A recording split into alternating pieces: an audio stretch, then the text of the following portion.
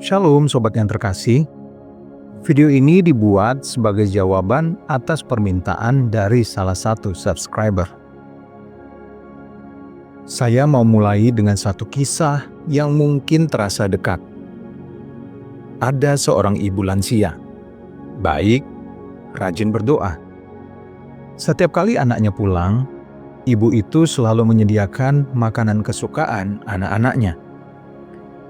Tapi ada satu kalimat yang selalu ikut tersaji di meja makan saat makan malam keluarga. Kalimatnya begini, "Ingat ya, kamu itu berhutang loh sama mama. Mama yang lahirin kamu, mama yang besarin kamu, mama yang sekolahin kamu. Jangan lupa." Anaknya awalnya diam, karena dia memang sayang kepada mamanya. Tapi makin lama, kalimat itu tidak lagi terdengar seperti nasihat. Kalimat itu mulai terdengar seperti tagihan. Dan suatu hari, ketika ibu itu mengulang kalimat yang sama, anak itu tidak kuat lagi. Dia berkata pelan tapi tajam, "Ma, aku sayang mama. Tapi aku merasa hidupku seperti ditarik-tarik dan dipojokkan. Aku punya keluarga, aku punya tanggung jawab. Aku tentu mau bantu mama. Tapi kenapa mama harus selalu pakai kata hutang sih?" Ibu itu pun langsung menangis. Dan kalimat berikutnya yang keluar dari bibirnya lebih menyakitkan. "Berarti kamu durhaka." Nah sobat, dengar baik-baik ya. Di titik ini, kedua pihak sama-sama terluka. Orang tua merasa tidak dihargai, anak merasa diikat. Pertanyaannya sekarang, menurut iman Kristen, apakah anak memang berhutang seumur hidup pada orang tuanya? Atau kita sedang mencampur adukkan hormat dengan hutang? Di video ini saya mau berikan 3 kunci supaya pembahasan ini tidak bikin ribut, tapi justru bikin damai. Pertama, kita akan bedakan hormat dengan hutang. Kedua, pahami panggilan orang tua, yaitu mengasuh bukan menagih. Dan ketiga, bangun batas yang sehat supaya harapan tidak berubah menjadi amarah dan kekecewaan.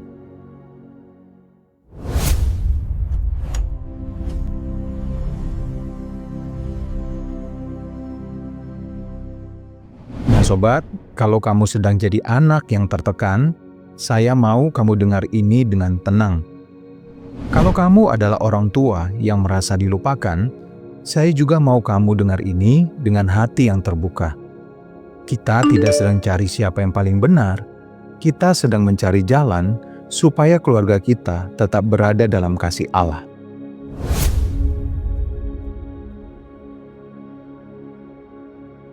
Di dalam Alkitab, Tuhan sungguh-sungguh memerintahkan, hormatilah ayahmu dan ibumu. Jadi, hormat itu bukan opsi, itu perintah. Tapi sekarang kita tanya, apakah hormat itu sama dengan hutang? Tidak, karena hutang itu bahasa transaksi. Aku kasih kamu sesuatu, kamu wajib bayar sesuai tuntutanku. Sedangkan hormat itu bahasa kerajaan Allah. Memberi bobot, memberi nilai, menjaga martabat orang tua dengan cara bicara yang sopan. Tidak mempermalukan orang tua, tidak membuang orang tua saat mereka lemah, menjaga nama baik keluarga, menolong sebisanya, bukan sesuai tuntutan orang tua. Nah, banyak keluarga rusak bukan karena anak tidak mau menghormati orang tua, tapi karena kata hormat dipakai sebagai pintu untuk menagih. Dan saya mau bicara apa adanya, tapi tetap lembut ya. Kalau kasih berubah menjadi tagihan, kasih itu kehilangan rasa manisnya. Kalau kasih berubah jadi tagihan, yang tumbuh bukan lagi hormat, tapi rasa bersalah. Dan rasa bersalah tidak melahirkan kasih yang hangat. Rasa bersalah hanya melahirkan kewajiban yang dingin. Tunggu dulu, jangan salah paham. Ini bukan pembenaran supaya anak lepas tangan. Tidak. Nanti kita bahas kewajiban anak dengan jelas. Tapi sekarang kita luruskan dulu. Hormat bukan hutang.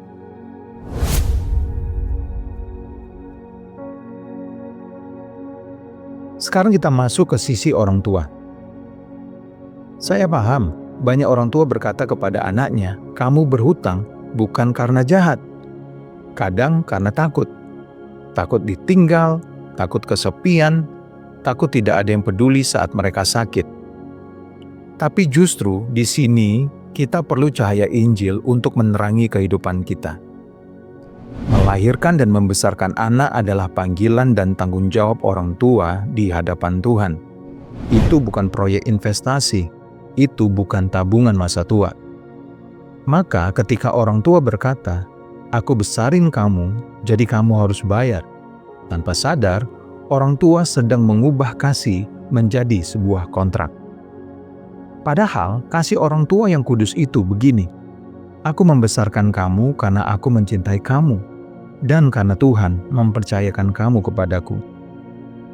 Saya mau bilang satu kalimat yang mungkin menusuk tapi menyembuhkan. Anak bukan milik orang tua. Anak adalah titipan Tuhan. Kalau anak titipan Tuhan, maka orang tua dipanggil menjadi penjaga, pengasuh, pembimbing, bukan pemilik yang menuntut.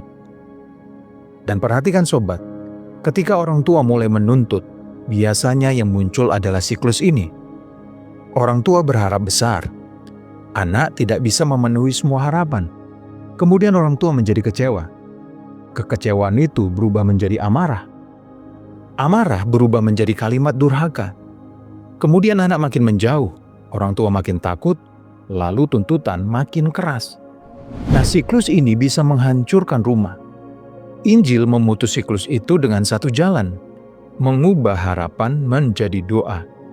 Bukan kamu harus, tapi orang tua berdoa, "Tuhan kuatkan anakku, berkati rumah tangganya, ajari dia tetap mengasihi kami."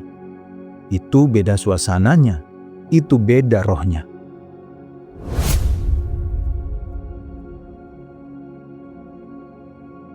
Sekarang bagian anak. Saya mau tegas. Di dalam iman Kristen, anak tetap punya kewajiban moral dan rohani kepada orang tua. Bukan karena hutang, tapi karena kasih dan perintah Tuhan. Hormat itu bisa sangat nyata, sangat sederhana. Misalnya dengan menelepon, menanyakan kabar, mendatangi atau mengunjungi, membantu biaya kesehatan sesuai kemampuan, mengurus kebutuhan dasar saat orang tua melemah, dan tidak membiarkan orang tua merasa seperti dibuang. Tapi sekarang kita juga harus jujur. Anak yang sudah dewasa punya panggilan lain yang juga kudus, yaitu membangun rumah tangga, mendidik anak, menafkahi keluarga. Jadi kalau orang tua menuntut, pokoknya kamu harus selalu ada. Padahal anaknya punya istri, suami, anak, pekerjaan, tanggung jawab, itu bisa menjadi beban yang tidak Tuhan kehendaki. Saya ulang dengan kalimat yang sederhana. Anak wajib mengasihi dan merawat orang tua, tapi tidak berarti orang tua berhak mengendalikan hidup anaknya. Ada beda antara membantu orang tua dengan menyerahkan kemudi hidup kepada orang tua. Dan banyak konflik keluarga terjadi karena dua hal itu dicampur jadi satu.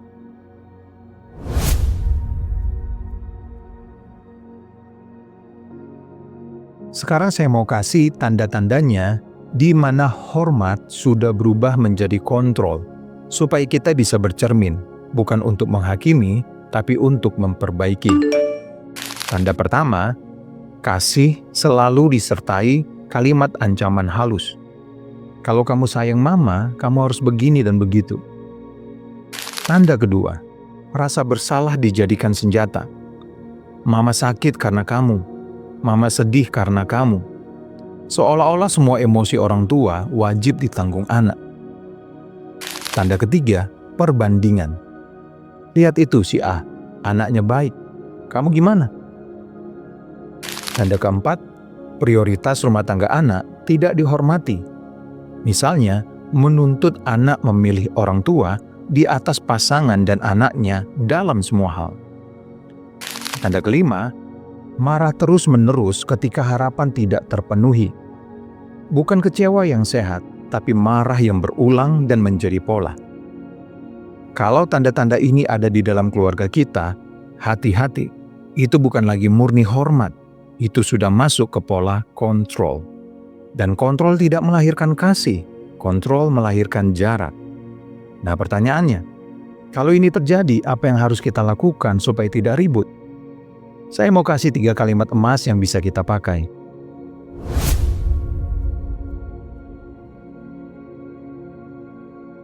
Mari kita lihat kalimat untuk anak, untuk menghormati orang tua tanpa menyerahkan kendali.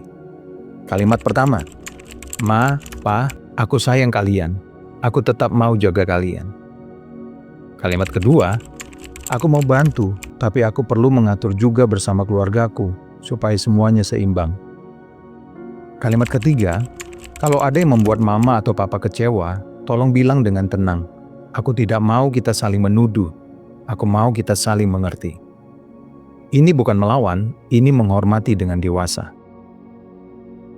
Kedua, untuk orang tua, agar melepas kontrol dan menjaga martabat anak. Kalimat pertama, Nak, terima kasih. Mama Papa menghargai usahamu. Kalimat kedua, Mama Papa minta maaf kalau kata-kata kami membuat kamu merasa terbebani. Kalimat ketiga, kami akan doakan kamu. Kami mau jadi rumah yang damai untukmu, bukan rumah tuntutan. Nah sobat yang terkasih, kadang anak tidak butuh ditagih, anak butuh didoakan. Dan kadang orang tua tidak butuh uang dulu, orang tua butuh dihargai. Kalau kedua hal ini bertemu, doa dan penghargaan, rumah mulai mengalami pemulihan.